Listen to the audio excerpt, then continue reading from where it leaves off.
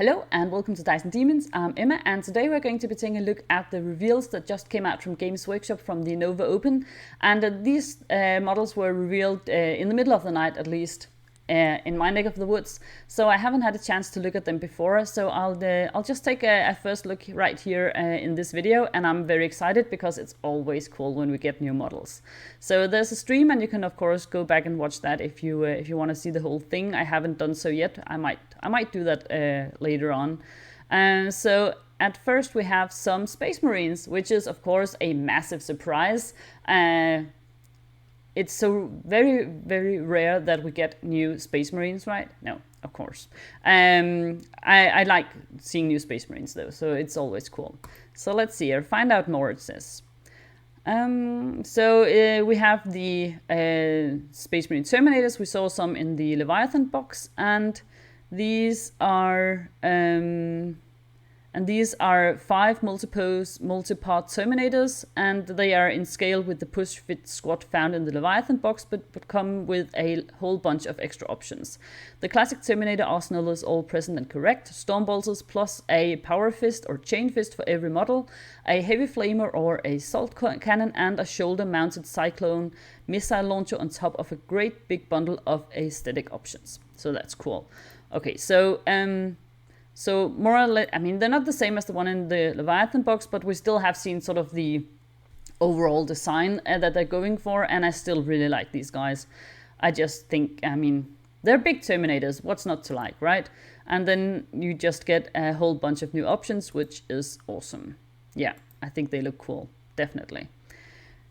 And then we have...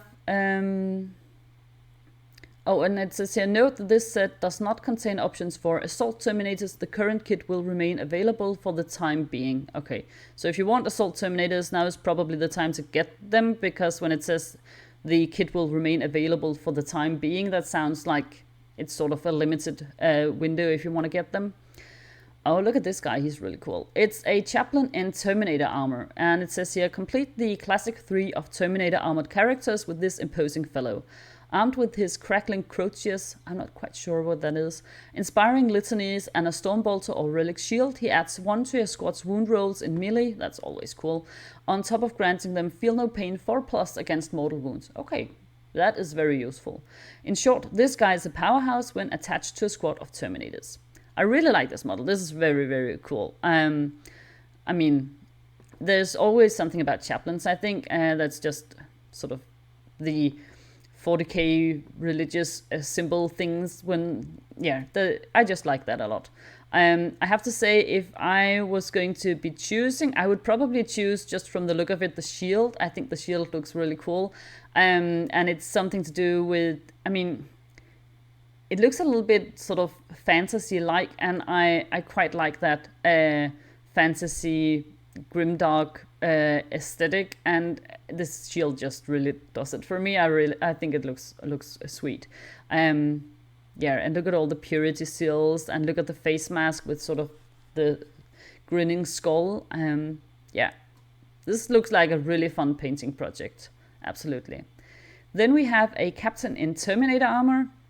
And it says here, the Terminator armored captain from Leviathan is an epic hero, striking a suitably fearsome pose atop the severed head of a defeated hive monstrosity. I don't think it's fair to call the, call the Tyranids monstrosities, because, I mean, they're just more or less, creatures looking for stuff to eat. I don't think that's, monstrous. I just think they're just, doing their thing. No reason to be nasty about it. But he wields only one of the war gear loadouts available to a Space Marine officer of his station if you get the one in the Leviathan box. This new Captain in Terminator armor is a multi-option kit who can be equipped with a combi weapon or a Stormbolter and a Relic sword or Relic fist to really make him your own. There's also head options, and he has the choice of whether to wear a tabard to battle or not. Okay, I think this looks also really nice. I like the head option here with sort of the bionic eye. And then on this one, he's obviously got the tabard, and then this one is the model without the tabard. I'm a little bit conflicted as to whether or not I think Space Marines should wear tabards, because I think it's a fun it's a fun addition to a model, and it makes it look visually a little bit more interesting, but perhaps also slightly more busy. And it also gives you, of course, the chance to both paint some armor and, of course, the metallic bits, and then some cloth, which is nice, I think. While at the same time, it just seems so impractical to me to wear a tabard to battle. But on the other hand, of course, I mean, 40k is not very practical. So there's always that. I think he looks cool, and I like both head options, but I think I prefer the one here with the bionic eye. I'm interested to see how many head options you have. I think it's always nice if you have different variations that you can choose, and make sure that this is exactly the way you want it to be. Yeah, he looks really cool. I like it. Okay, so let's go back here. No, we don't want to see the stream. And we have some more stuff here. We have some jump packs send captains and assault intercessors soaring into the sky. Okay, so it says, ever since humanity first looked up into the sky, they have dreamed of flight. Today, the Space Marines follow their own dreams of sending chainsword armed warriors hurtling into the enemy at Mach 1. Warhammer fans have clamored for Primaris assault troops carried aloft on jump packs since the dawn of the Dark Imperium, and now they're finally here. The jump pack intercessors are selected from the most aggressive members of their chapters, that's probably saying something, and pair dizzying close combat skills with the raw mass of a fully armored Space Marine flying headfirst into enemy ranks. Their incredible models are some of the most dynamic Space Marine miniatures ever created, and give each intercessor a real sense of weight and power on the charge. Okay, let's take a look here. Yeah, so okay, first off, I like these models. I think they look cool, and I like the idea of jump pack intercessors. I think that's a sweet idea. And I do like the poses, perhaps particularly on this guy here. And yeah, I like the poses and everything. It's just that there's always something. The guy here on the right, I think he looks more or less like he's just standing or tripping over the rocks. There's just something about flying models when you place them on rocks and stuff. I know that, I mean, of course it's impossible to create models that are actually flying off the base, so you have to attach them somehow. And you can also, of course, use those see-through flying stands, and a lot of people hate those as well. So it's always, it's always a little bit difficult, I guess, to figure out exactly how to do this and make it look cool and make it look like they're flying. I would have to say, if I was going to be painting these, I would probably put them on like a see-through piece of plastic, because that's what I've done with both my squigs and my storm boys for my Warhammer 40k orc army. And I mean, that makes them bounce, and it makes them look a little bit more like they're flying, I think, but it of course also makes them look very, very silly, and I'm not sure that most Space Marine players are that interested in their models looking silly. I don't know. Yeah, I like the models. It's just, the whole thing about making models look like they're flying, it's just always difficult, and I think that also shows here that it's not entirely convincing, but I like the idea, and I think you could easily mess around with it a little bit and perhaps, turn it into your own thing. It's also because I'm not a huge fan of bases that come with stuff attached like this rock, because if you have an entire Space Marine army that is that have bases that are, I don't know, very they're put in the middle of a toxic green swamp, for instance. Perhaps it doesn't make a lot of sense for just 5 guys to have like a rock attached to their feet if there are no rocks at all on the rest of the bases of your army. So I prefer having just flat bases and models that don't have any sort of scatter terrain or stuff attached to their feet, because I want to make sure they fit in with the basing I have done on the rest of the army. But I do think they look cool, and I think it'll be fun to see what they can do in battle. It says here, sergeants may carry a power weapon or power fist into the fray, making them a threat to heavier armor, while their comrades bury the enemy under a storm of chainsword cuts. Sergeants also have the option of a plasma pistol or hand flamer, while one member of the squad per 5 Marines can also grab a plasma pistol. Yeah, Okay, I think they look really cool. I definitely like these models. I would just, as I said, put them on a bouncy base because that's just, well, me. Of course, such illustrious company deserves a properly outfitted captain to lead them.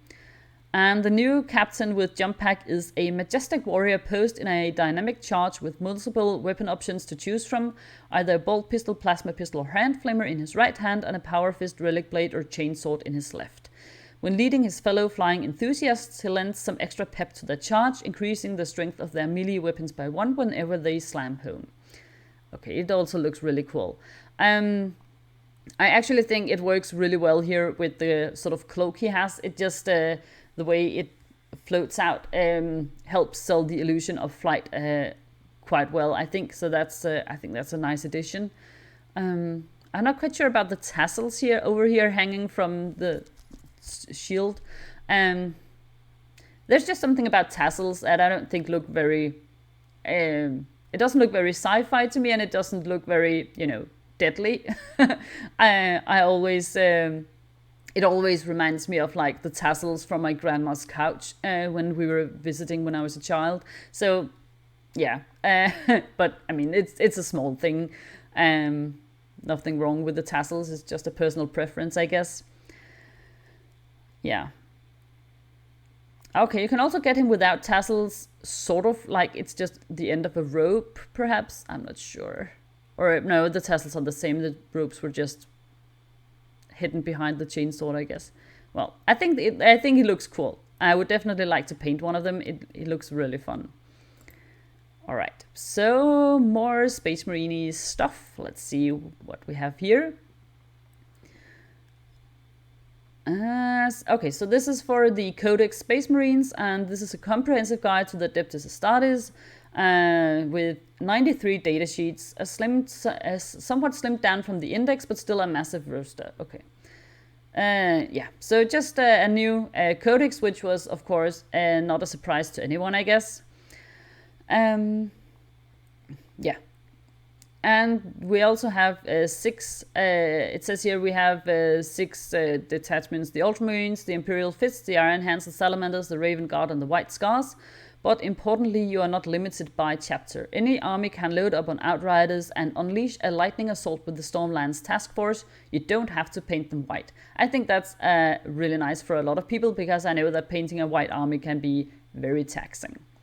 The 7th detachment, the 1st Company Task Force, instead represents the absolute elite of a given chapter, backed by an evocatively named detachment rule: extremist level threat. Okay, so that's cool. And this is accompanied by other great content, including crusade rules for winning honor and promoting your heroes through oath-sworn campaigns, as well as lashings of background information on the Adeptus Astartes and the Indomitus, and loads of fabulously painted miniatures. There's also going to be a luxurious collector's edition featuring unique cover art, gold page edges, and silver blocking. The release will be accompanied by a deck of new look data cards containing all the rules for every unit in the codex. So if you've already bought some data cards for the Space Marines, I guess these are already outdated. But I mean, it's again not a massive surprise, though of course a little bit of a letdown if you don't have a lot of hobby money and you already spent some on the data cards. Speaking of 1st Company Task Forces, all these new Terminators probably need some power armored pals to play with. So we have Company Heroes. This tasty update to the command squads of yesteryear features a Space Marine captain and his trusted honor guard. In-game, this functions as a unit of 4 formidable comrades, a company ancient, a company champion, and 2 company veterans led by a captain. Okay, this looks really cool. I really like the banner here. There's just always something cool about painting a big banner. And like we were talking about earlier with the tabards not being quite practical, I mean, a banner this huge is probably also very impractical, but it does look cool. And I am willing to go with the rule of cool when it comes to minis every single time. I think they look really sweet. Yeah. The kit's got cosmetics for customizing the whole retinue, plus plenty of weapon options for outfitting your new captain. In all, he has 3 head options, as well as numerous weapon options, including a master-crafted bolt rifle, a neo-volkite pistol, plasma pistol, plus a power weapon and power fist. He even gets an optional tabard and scabbard. Yeah, this looks really sweet. I like this head option here with the scars and everything. I hope the scars are molded into the head and not just something they expertly painted on. It just looks, I mean, it looks really scary and imposing. I also hope you get to build this in sub-assembly so you can, you know, paint the cape separately and don't have to attach it while you build it at first, just because it's a little bit tricky to get in all the little nooks and crevices with a cloak, I think. And this looks like really grand and imposing, so I think it's worth spending some time on. Yeah, it looks cool. Then we have some Stern Guard veterans. And it says here, when you've got a persistent CNOS problem and your regular battle brothers just aren't quite cutting the mustard, it's time to call upon the Stern Guard. These veterans of dozens of wars are festooned with honors and bristling with special weaponry. We've already received a squad of 5 push-fit Stern Guard in the Leviathan box, but now we're getting a set of 5 more, and this one comes with multitudinous options for customization. Okay. So like with the Terminators, you have the new multi-part kit, which is always nice. Yeah. Well, I do like the look of the Stern Guard, so obviously I like these as well. They look nice. Yeah. As you'd expect, there's a wide range of guns on offer. Every model can be armed with a Stern Guard bolt rifle with a variety of attachments or a combi weapon. One lucky veteran can be loaded with a heavy bolter or a pyro cannon, and the sergeant can augment his armory with a chainsword, power fist, or a power sword. Okay, cool. And then it says here, it's typically considered quite difficult to become a Space Marine. You can't just be the toughest 10-year-old in your village, you have to be the hardest rolling preteen in the whole region. Then you'll meet all the other children selected by the angels for their over-the-top belligerence. Perhaps you'll have to fight them to prove your mettle, or perhaps you'll have to work together to face insurmountable challenges. Either way, the mortality rate is extremely high. And that's before you have a single iota of transhuman gene therapy. If you pass the grueling selection process, you enter years of organ implantation, body modification, psycho-conditioning, and an intensive course of space boot camp. Survive all that, far from given, and you still aren't a Space Marine. I don't think it sounds like it's a good idea to become a Space Marine. I don't think you should let your kid try and join the Space Marines. It sounds awful.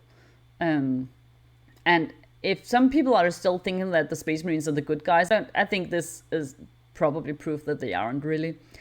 Okay, anyways, it says here, no, to really prove you are worthy of a place in the chapter's ranks, you'll need to pick up some light armor, a shotgun, and a rugged pair of combat trousers, and head off to make your mark on some of the most dangerous missions open to the Adeptus Astartes. Yep, you are a Space Marine Scout. Oh, that's cool. That's really cool. Oh, so they're sort of like in between Space Marines and humans, like ordinary humans.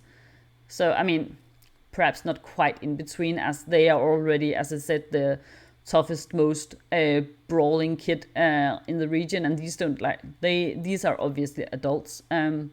This is really cool. I like this a lot.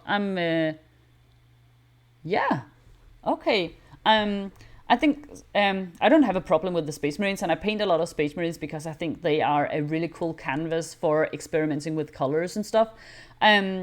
But I have a problem with sort of identifying with them because they're just these superhuman, almost robotic-like soldiers in my eyes.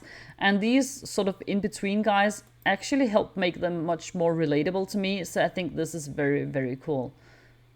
So they have some of the Space Marine stuff going on, obviously with the pauldrons and some of the headgear and you know, the knee pads. But then they all just have like ordinary trousers and some sort of cloth jacket going on. I think this looks awesome. I feel kind of bad for this guy. I mean, he looks like he's getting on in years, and if he's still only a Space Marine Scout, I don't know if he can have very high hopes of ever actually joining the proper Space Marines. Scout squads have been part of Space Marine lore for roughly as long as there have been Space Marines. With their lighter armor, tactical visors, and nifty mohawks, these stealthy youngbloods have been hitting the dirt upon distant objectives for decades. The new scouts are taller and leaner, but they keep the carapace armor and other classical accoutrements of the Space Marine neophyte. It's all there. You've got a choice of bolt guns, Astartes shotguns or pistols, and combat knives for each of the rank and file, with plenty of accessory and heads sporting a fresh trim. I like the mohawks. I used to have a mohawk back in the days, so I'm always partial to models with mohawks. This looks really nice. I think they look very cool. Absolutely. Alright, and then on to something that is not related to the Space Marines. Warhammer Age of Sigmar, Dawnbringers Book 2, Reign of the Brute, and Trog the Troggoth King. Okay, let's take a look at that. That sounds really nice. Have you ever fallen into such a deep and consuming sleep that an entire kingdom collapsed around you and an altar of arcane power was embedded onto your back purely by accident? I can't say I have, but it sounds quite terrifying. Turns out that's what happened to Trog, the Troggoth King, one of the largest and most irate Troggoths the mortal realms have ever seen. But now he's awake and he's smashing stuff up like none before him. This is cool. Look at this guy. He's sort of like a Troggoth with, I don't know, yeah, as they said, an altar of some sort on his back. It looks like the altar looks big and heavy, but he's just like such a giant brute that he doesn't probably care a lot. Stirred into a state of semi-consciousness by Alariel's Rite of Life, Trog was finally roused by the rambunctious caterwauling and clanging of the Rubble Rosa bracket Big Talker. The arcane engine on his back sprung into action after he tried to dislodge it by smashing against a cave roof, and since then he's been affected by the mother of all magical migraines. Oh, that sounds so bad. He looks so cool.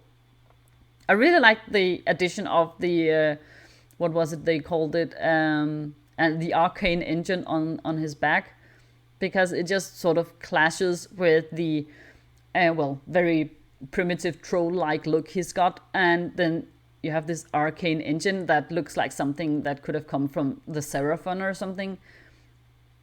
Yeah, I like him. I feel a little bit bad for him as well. I know he's a, troll, and you don't have to probably shouldn't feel bad for the troll, but I mean, if he's got like a magical migraine, that just sounds horrible.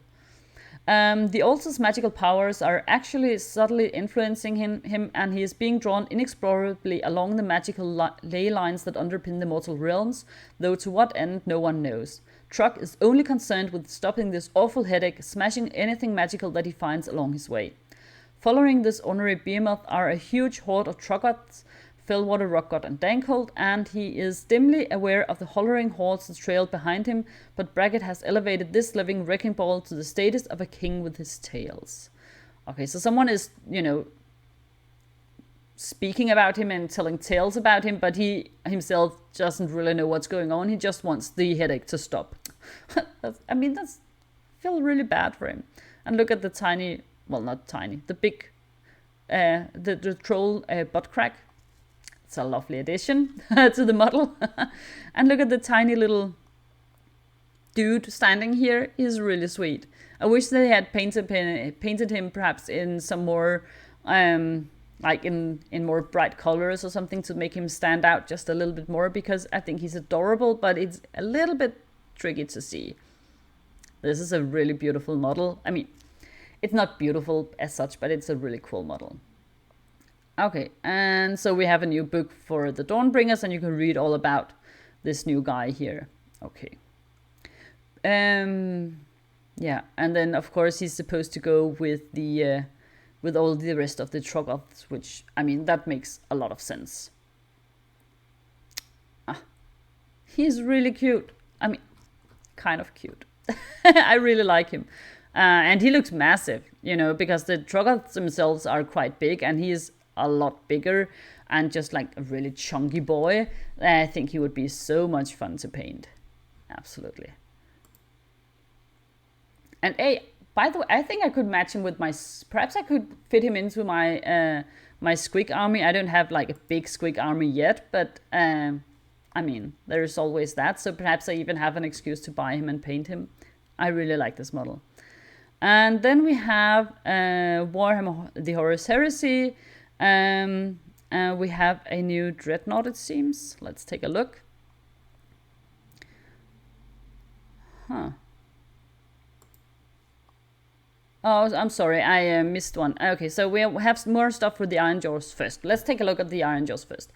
Trucks and Gargants aren't the only stampeding threat bearing down on the twin-tailed crusade. The Iron Jaws have raised a new wah to thunder across the mortal realms. It's not just giant porcine juggernauts shaking the earth either, as all new art boys, berserker brutes, and a new named Iron Jaws hero are mustering to dish out a crumping. Oh, that's cool.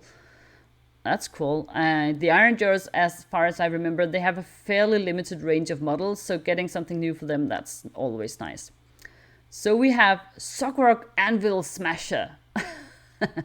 I mean, there's always something about the orcs. I don't have an orc army for Age of Sigmar, I just have one for 40k, but I still, quite like them for fantasy as well. A legendary Iron Jaw Smith, and by the looks of him an Iron Jaw Smith too. Sokrok Anvil Smasher taps into the maelstrom of raw and anarchic energy that courses through a war to imbue nearby Orruk weapons with sheer fighting power. Armed with this energy, a brute can easily rattle the brains of a mighty Draconith or a towering Mega Gargant with a single thunderous blow. That sounds dangerous. I really like this model. Look at him.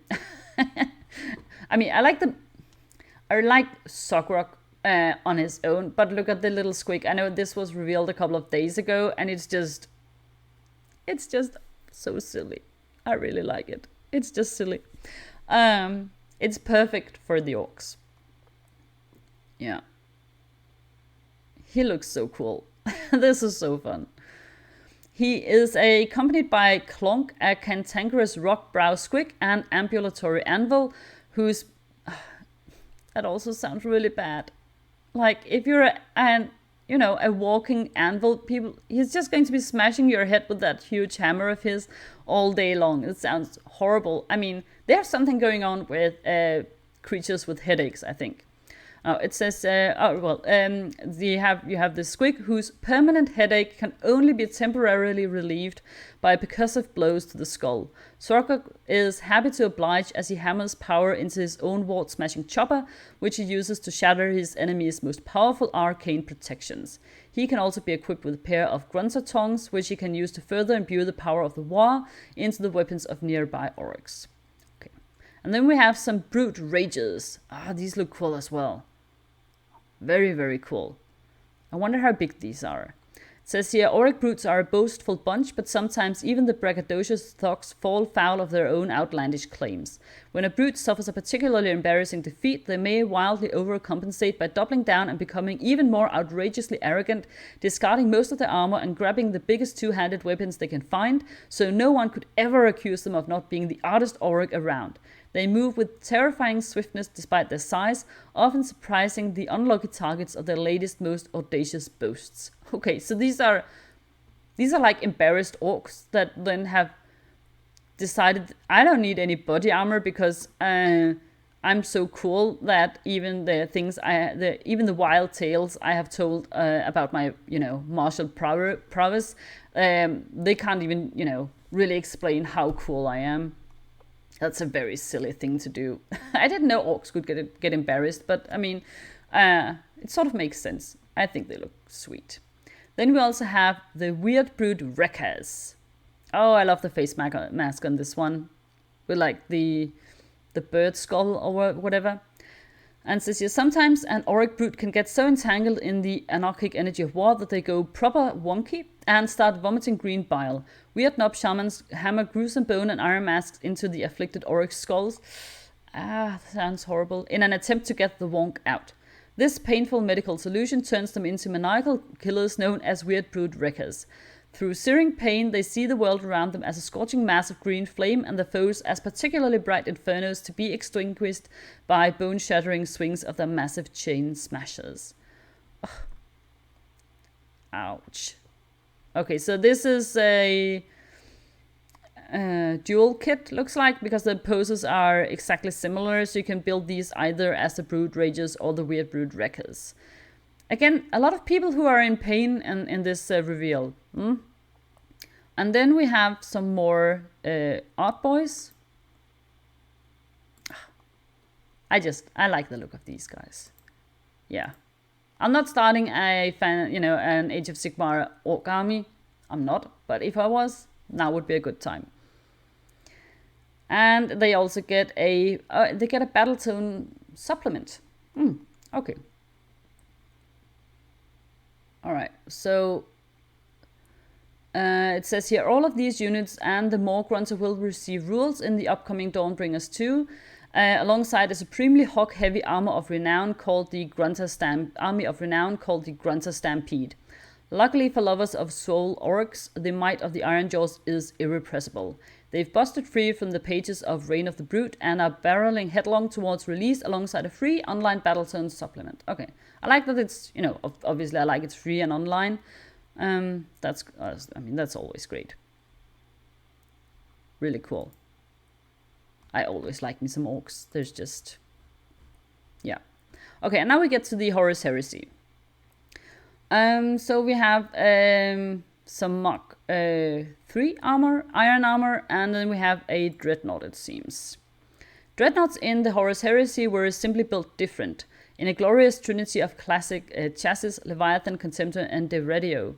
The former two transcended their resin roots in the recent past, but the latter was still to arrive in plastic, until now.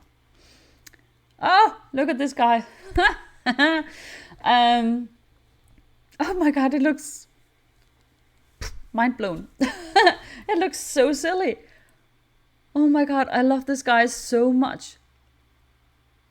This is awesome.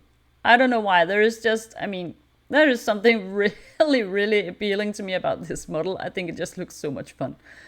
It says, as you've come to expect from one's resin kits converted into practical plastic, the eminently posable Deredeo comes with plenty of options to provide a long-range gun platform of exquisite utility. For your primary weapons, pick from an arm-mounted Anvilis autocannon battery or a Hellfire plasma cannonade alongside an Aeolus missile battery and a choice of torso-mounted heavy bolters or heavy flamers. This just looks fun. This just looks really fun.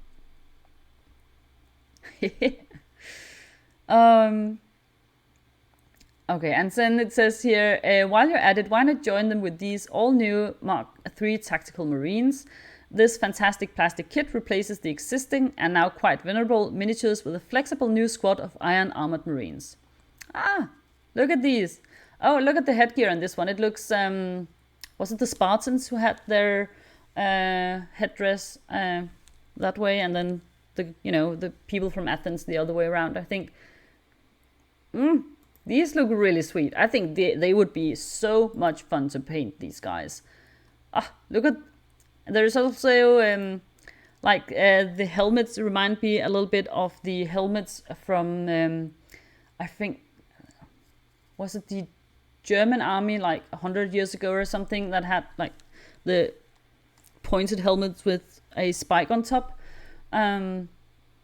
These look really cool, and I love the color scheme. I love the way they painted these. Absolutely, this sort of pale oxidized look that really suits them. They're awesome. I want some of these as well. This is going to be so expensive. I want all of these things. It says here, they're fully compatible with all the recent special and heavy weapons kits for the Horus Heresy, and the basic sprues include head options, bolsters, blah, blah, blah, all sorts of stuff. And sergeants even get to pick a plasma pistol, power weapons, or a lightning claw. You may now finally outfit legions like the Iron Warriors, Imperial Fists, Iron Hands, and Salamanders with the hefty armor that befits their obduracy? I'm not sure what that means. Though obviously every legion can and should field a squad or two of these tanky tyros. You can even bring them to games of Warhammer 40,000 should you choose. Yeah, that's cool. And it will be coming out in Legion's Studies Battle Group, and this massive box contains a whopping 30 of the Mark III Tactical Space Marines, one Deredeo Dreadnought, and a Land Raider Proteus for a good measure. That look... I'm not tempted by this at all. I have a lot of self-control. I'm not... but I mean, look at that. Look at that Dreadnought. It is just amazing. Yeah. I just love the Dreadnought. Okay, let's go on. And then we have something for Warcry. The Wilder Corps of Sigmar range ahead of the Dawnbringer Crusades, and a foray into the carnivorous Gnarlwood has uncovered one of the hardest foes they've ever had to face, a voracious pack of ogre Gorgos. All is not well in the Gnarlwood. Well, I mean, it's called the Gnarlwood. I don't think it's supposed to be well. Despite supping on the flesh of thousands of doomed combatants drawn to the secreted hides, the wood still hungers. Terrible earthquakes rend the land and bring new treasures to the surface as this deadly forest reforms over and over. Now the broken earth yawns open to reveal giant maw pits eager to swallow all comers into their grinding chthonic gullets. These terrifying phenomena have drawn two new factions into the Gnarlwood, each seeking different ends. Who is truly the hunter and who will be the hunted? Okay. So we have Warcry Hunter and Hunted pits the rugged ranges of the Wilder Corpse Hunters in a fight for survival against a frenzied pack of Gorgos, pallid ogre brutes afflicted with a curse of eternal hunger. Okay, so the feral fiends that make up a Gorgo Morpack are pariahs even amongst the hungriest heavyweights of ogre society. Cursed to never find relief from their eternal hunger, damned to taste no satisfaction in the feast, Gorgos are malformed, malicious and malnourished beasts, quite literally godless, at least by Moor-tribe standards. Packs of Gorgos prowl on the outskirts of Moor-tribe camps, squeeze through the open caves where ogres discard their leftovers, and lope after the prey with appalling feral intent, led by mighty clawbacks. They've been drawn to the Gnarlwood in unprecedented numbers by the eruption of the Moor Pits, which they believe are a manifestation of the Gulping God. Oh, the Gulping God, that sounds horrible. Okay, so these are for the ogres, but they look like they might also fit in really well with the flesh eater cults. I wonder if they might have rules for adding them to like both ranges. I think that would make a lot of sense because they would fit in really well with those, I think. And just because, I mean, the flesh eater cults, they also have quite a small range of models, so it would be really cool if they would be able to use these as well. It doesn't say anything about that here, so I guess not, but it would be cool. They look so horrible. They look horrible. But, I mean, cool. But horrible. Look at the mouth. Ugh. He's got, like, 2 sets of teeth, one after the other. Yeah, they have way too many teeth. They have way too many teeth. It looks horrible. And he can't even see. Perhaps he can just smell his prey. Ugh. Gross and cool. Hunting such foul creatures takes a hardened veteran of the wilderness, which means the Wildercorp hunters are perfect for the job. These expert scouts are no stranger to the long weeks spent in the wilds of Gur and beyond, and chafe at the pomp and formality of the free cities. They use their experience as trackers to survive perilous skirmishes, and rely on their loyal trail hounds to keep watch in the hostile environs of the mortal realms, the Gnarlwood included. Okay, so I mean, I always like it when you include more or less like ordinary humans. I don't think these look like they will be much of a match for, I mean, these guys. They look so small and like, I know he's got like a big axe, but is that big enough to do any sort of damage? I think this looks like it's just too little to really compete, but I guess not. I mean, there are obviously a lot more of these guys, but still, I do like all the animals. Yeah, my only thing is that they seem to have modeled the dogs, like the 2 black dogs with cropped ears, and all of them with cropped tails.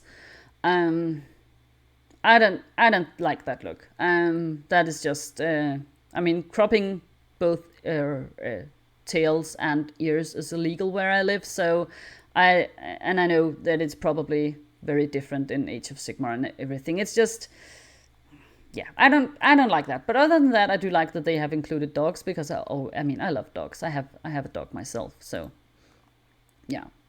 I also like the little addition of the tiny weird creatures. Like this guy's got a weird sort of fish with one eye.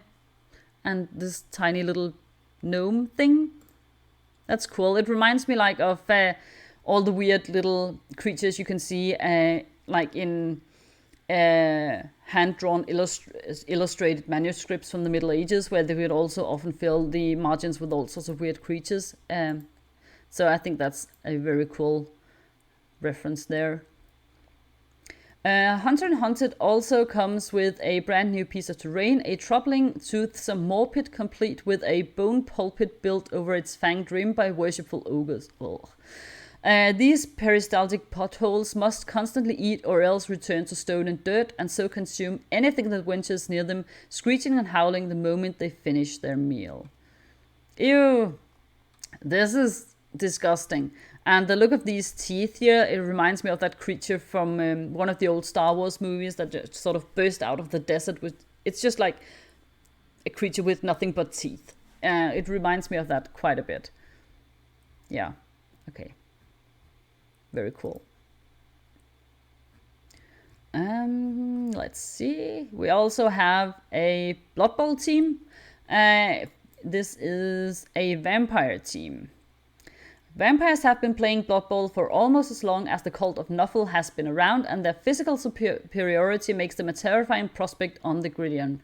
Lately, these blood-sucking nobles have spent more time managing other undead teams than hitting the field themselves, but that's about to change. A brand new plastic vampire Blood Bowl team is coming to a stadium near you, with added positionals and an updated bloodlust trait.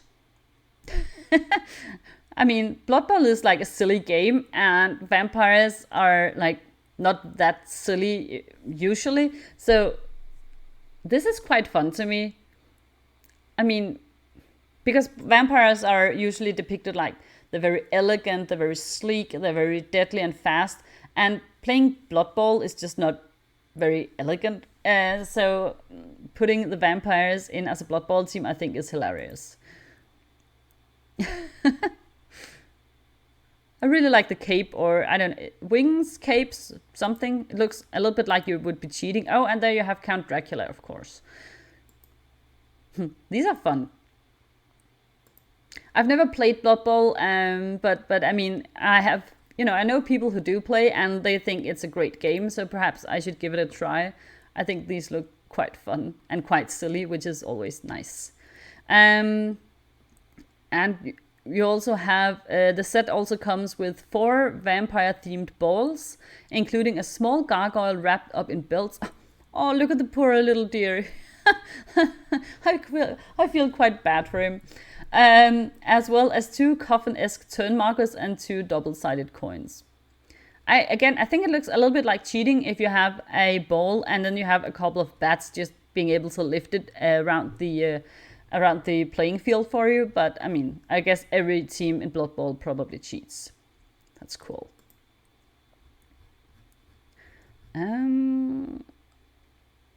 Then we have something new for Warhammer Underworlds. We have Death Gorge. Let's see what that is all about. So new stuff, and then we have the so it's a box with 2 new warbands, and it's called Death Gorge. Okay, cool. Let's take a look at these. So these are the Thricefold Discord are a trio of soul-seeking demons of Slaanesh who absolutely despise each other, their constant feuding a source of irritation to any hedonite unlucky enough to get involved with them. They've been punished for their endless squabbling by Celesk the Vengeful Allegiance, and must work together to recover 666 souls from the frozen depths of the Death Gorge as a penance. These demons are unlikely to learn the value of friendship along the way. Fortunately, their internecine animosity only helps fuel their quest. This looks silly. I like it. It looks weird and horrible and off. I think it looks slightly Nurgle-ish to me as well. I mean, it's obviously Slaaneshi, what with like the claw and everything. But just, I mean, usually the Nurgle are all like big chunky boys, and a lot of the Slaanesh are a lot more slim and elegant. But I really like this look. It just looks weird and off in so many ways. And this looks more like I would expect from Slaanesh, and it also looks a little bit like it's a Daughter of Cain model with like the hair and sort of the serpent tail. And this just looks very fast and very deadly. Absolutely, like some sort of assassin. Yeah, these are cool. And then we have an Idoneth warband. With such a fresh bounty of souls waiting to be hacked out of the permafrost, it was inevitable that the Idoneth Deepkin would send expeditions of their own to the Death Gorge. Dozens of these have failed, but now Serenis racers have broken into its glacial hollows. Okay. Oh, this is really beautiful, this model. Look at the tiny blue squids there. I mean, there's just something about the Idoneth Deepkin. They are just amazingly beautiful models, I think. It's just such a gorgeous range of models. Oh, and look at the squig. They have a giant squig. Oh, I want the giant squig. It looks so cute. I mean, not quite, but still. And I mean, squids are supposed to be really intelligent. So, I mean, including a big one as a fighter in your warband makes a lot of sense to me. Very intelligent, very deadly. Yeah. And this looks like sort of an updated Namarti Thrall or something. Yeah. Beautiful. I love these. And let's see here. Okay, we have a couple of things more left to see. We have something for Warhammer the Old World. Lady Elise Duchart. The heroes of Bretonia continue to sally forth, and with them the Lady of the Lake sends one of her finest, Elise Duchart, a powerful damsel riding atop the most majestic unicorn you've ever seen. Oh, look at this model. This is just, I mean, this is so over-the-top, romanticized unicorn damsel riding with like a holy grail or whatever she's holding, and the colors they've chosen, it's so over the top that, I mean, it's so like My Little Pony-esque that I am completely in love with this model. This looks so cool. Look at the unicorn. I mean, it's a unicorn. I love unicorns, and this just looks so badass and like very powerful and very muscular. This is really cool. I mean, the sort of the lady sitting on top of it is nice as well, but the unicorn is definitely what I'm interested in seeing here.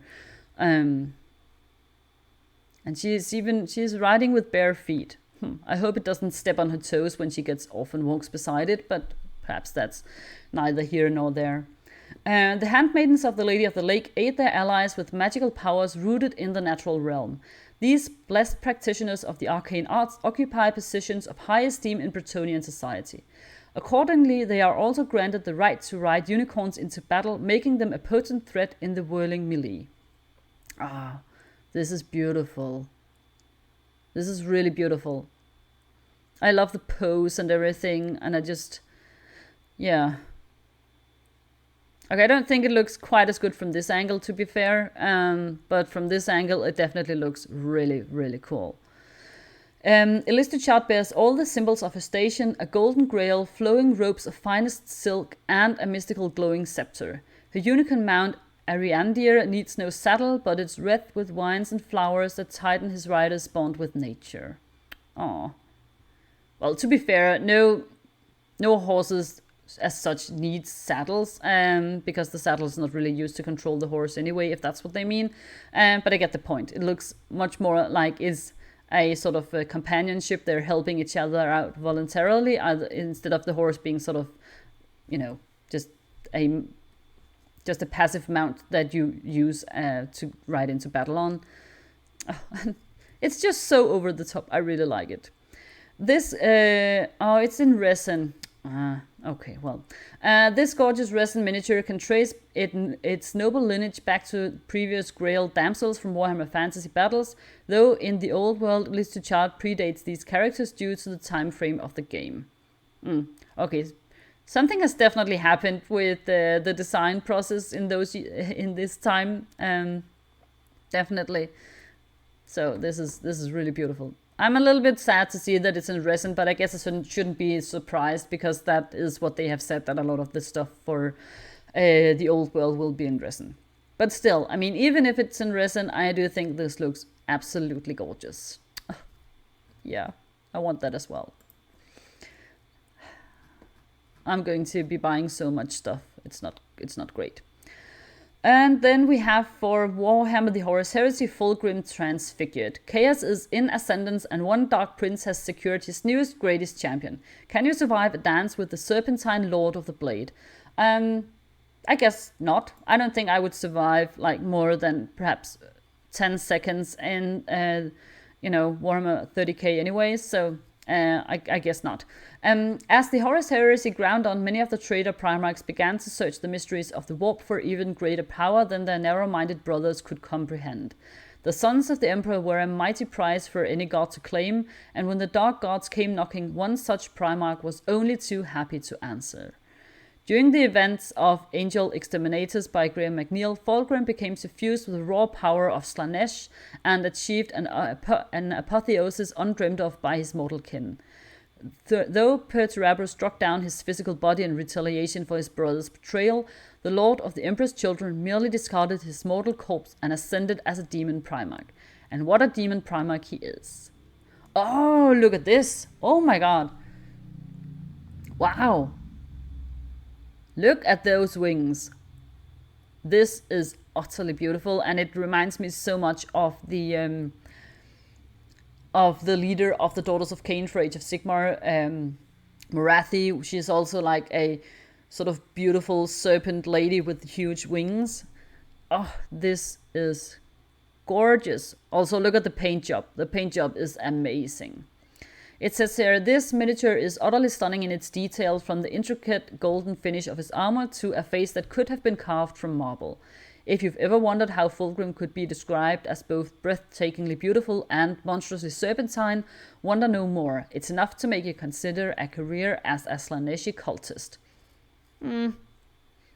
Yeah, I think I'll pass on that one. Oh, this is gorgeous. Look at all the details. Look at all those details. Look at the sort of flesh face thing here on the armor, and the tail, sort of like a manticore-ish tail here, and the tiny eye and face on his blade. This is definitely beautiful. It says here, his coiled body and epic wingspan make Fulgrim Transfigured easily the largest Primarch in the Horus Heresy range, dwarfing his lesser brothers with sheer demonic power. As only the second Primarch to receive a second model alongside Horus Ascended, the Phoenician is a new watermark for awe-inspiring resin miniatures. Despite his imposing stature and bombastic vibe, Fulgrim's finer details are what really makes the miniature pop. Charms, fetishes, trophies, and ribbons adorn his mutated warplate, with no square inch free from some form of impressively gaudy accessory. Truly, he is Slaanesh's chosen. Okay, so it looks like this is also in resin. Again, I'm not a big fan of the resin. I much prefer plastic, but it is what it is, and I do think this model looks quite awesome. I wonder how big he is. I mean,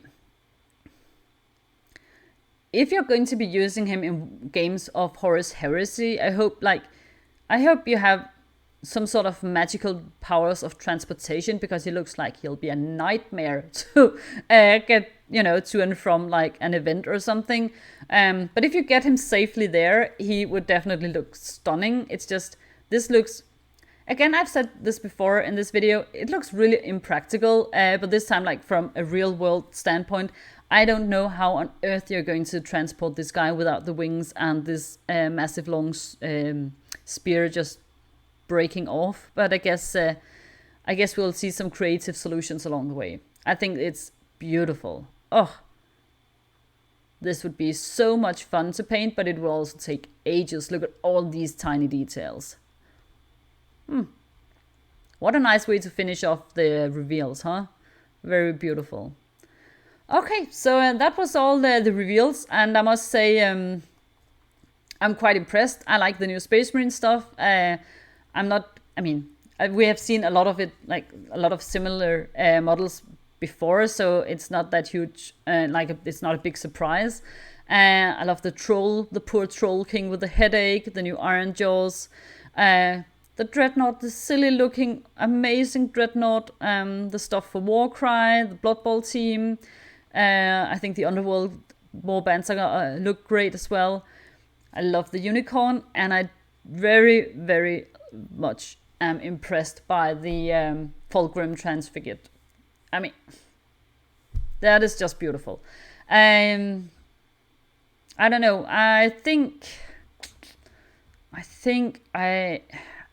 I have to pick one out that really stands out to me, the easy choice, of course, would be the Fulgrim model. But I'm also really pleased with the unicorn. I just love it. And then there is I think the dreadnought looks silly, and I just really like that. I don't know. I like it. I like almost all of this quite a lot. I like it all. I want it all. That's bad. That's bad. So let me know what you guys think. Are there any of these models that you particularly prefer? Some stuff you would have loved to have seen shown off that wasn't shown off? Some things that you like or dislike? Any sort of things? Let me know in the comment section. I'm always happy to hear your thoughts and inputs. So thank you so much for watching, guys, and I'll see you next time. Bye.